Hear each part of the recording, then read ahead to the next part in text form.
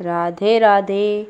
प्रिय श्रद्धालुओं, आज हम श्रीमद् भागवत गीता के पहले अध्याय का महत्व लेकर आए हैं।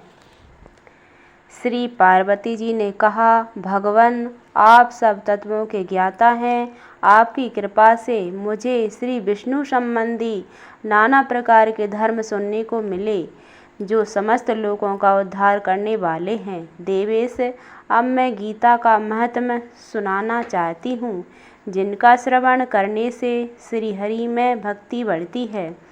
श्री महादेव जी बोले, जिनका श्री विग्रह अलसी के फूल की भांति श्याम वर्ण का है, पक्षीराज गरुड़ ही जिनके वाहन हैं, जो अपनी महिमा से कभी च्युत नहीं होते तथा शेषनाग की शैया पर शयन करते हैं, उन भगवान महाविष्णु की हम उपासना करते हैं। एक समय की बात है, मुर दैत्य के नाशक भगवान विष्णु शेषनाग के रमणीय आसन पर सुखपूर्वक विराजमान थे। उस समय समस्त लोगों को आनंद देने वाली भगवती लक्ष्मी ने आदर प्रश्न किया। श्री लक्ष्मी जी ने पूछा, भगवान आप संपूर्ण जगत का पालन करते हुए भी अपने ऐश्वर्य के प्रति उदासीन से होकर जो इस क्षीर सागर में नींद सी ले रहे हैं, इसका क्या कारण है?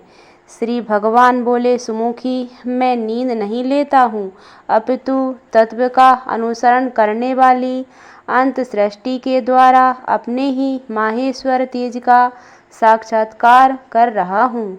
देवी, यह वही तेज है जिसका योगी पुरुष कुशाग्र बुद्धि के द्वारा अपने अंतःकरण में दर्शन करते हैं तथा जिसे मीमांसक विद्वान वेदों का सार तत्व निश्चित करते हैं। वह माहेश्वर तेज एक अजर प्रकाश स्वरूप आत्मा रूप रोग शोक से रहित अखंड आनंद का पुंज निष्पन्द निरीह तथा दैत्य रहित है।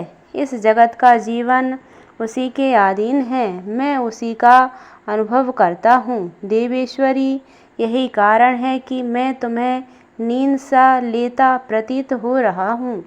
श्री लक्ष्मी जी ने कहा, हृषिकेश, आप ही योगी पुरुषों के ध्येय हैं। आपके अतिरिक्त कोई भी ध्यान करने योग्य तत्व है, यह जानकर मुझे बड़ा कौतूहल हो रहा है।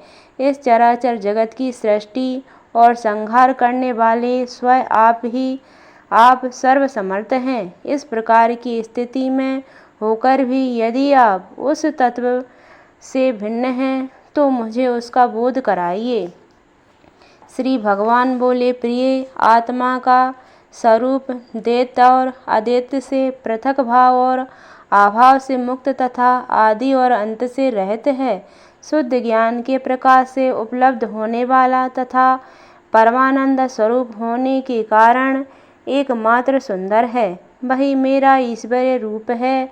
आत्मा का एक तत्व ही सबके द्वारा जानने योग्य है। गीता शास्त्र में इसी का प्रतिपादन हुआ है। अमित तेजस्वी भगवान विष्णु के ये वचन सुनकर लक्ष्मी देवी ने शंका उपस्थित करते हुए कहा, भगवान, यदि आपका स्वरूप स्वयं परमानंद और मन वाणी की पहुँच के बाहर है तो गीता कैसे उसका बोध कराती है?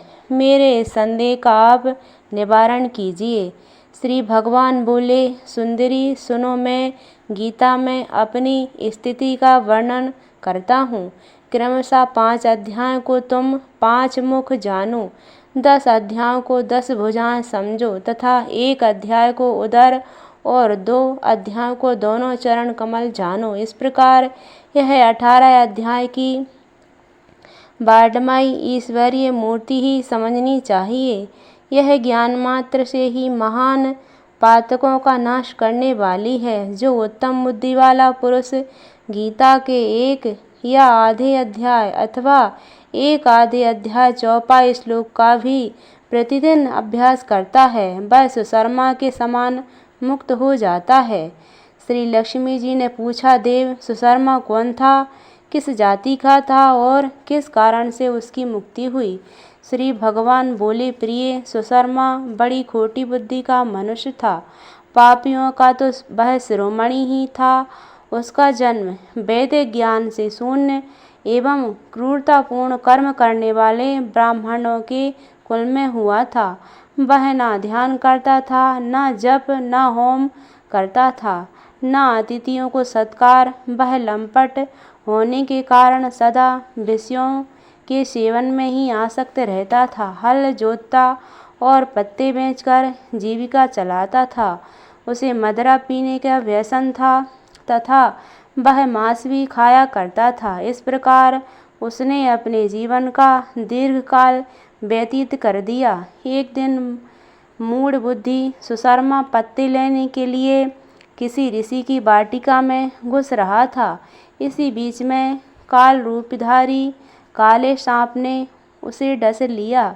सुशर्मा की मृत्यु हो गई। तदंतर वह अनेक नरकों में जा वहाँ की यातनाएं भोगकर मर्त्य लोक में लौट आया और वहाँ बोझा ढोने वाला बैल हुआ। उस समय किसी पंगु ने अपने जीवन को आराम से व्यतीत करने के लिए उसे खरीद लिया। बैल ने अपनी पीठ पर पंगु का भार ढोते हुए बड़े कष्ट से 7-8 वर्ष बिताए। एक दिन पंगु ने किसी ऊंचे स्थान पर बहुत देर तक बड़ी तेजी के साथ उस बैल को घुमाया।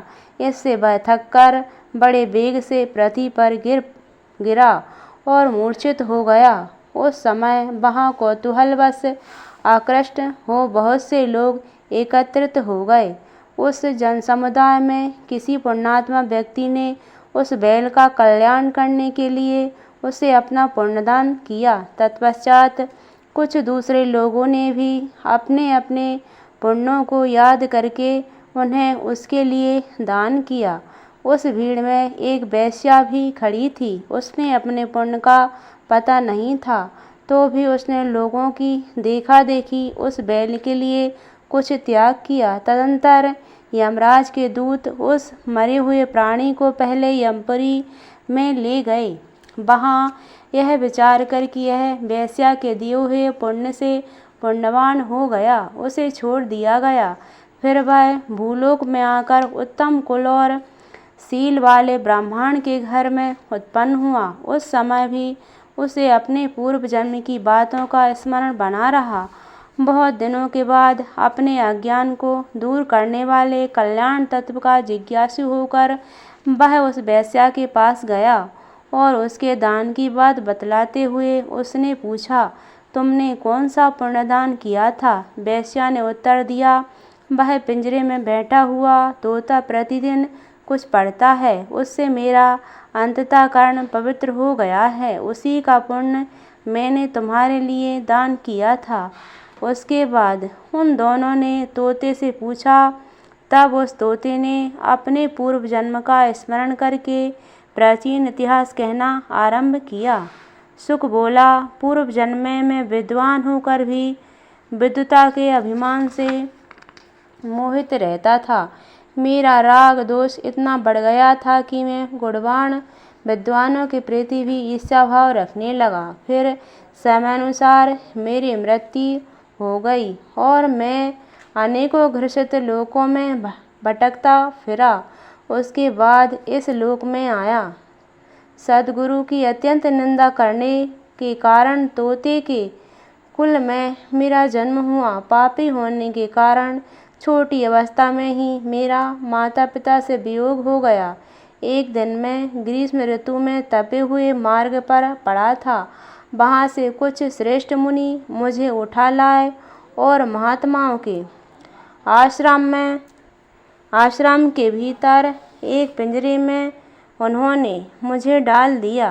वहीं मुझे पढ़ाया गया। ऋषियों के बालक बड़े आदर के साथ गीता के प्रथम अध्याय की आवृत्ति करते थे।